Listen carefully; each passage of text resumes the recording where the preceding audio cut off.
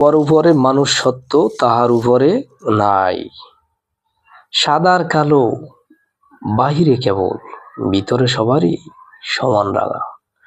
সত্যি আমরা মানুষ যারা সাদা বর্ণ হই, কালো বর্ণ হই, এটা শুধু উপরের চামড়াটার পরিবর্তন। চামড়ার নিচে সবার কিন্তু সমান রাঙা। সুতরাং মানুষে কোনো ভেদাভেদ না রেখে একজন আরেকজনের পাশে দাঁড়াতে হবে। এই যে লোকটা একটা জ্যান্ত মানুষকে পুকে খেয়ে ফেলতে আছে, এই লোকটাকে যে সাহায্য করলো, যে সেবা করলো, আল্লাহ তাআলা না জানি তার জন্য কত বড় একটা পুরস্কার রাখছে।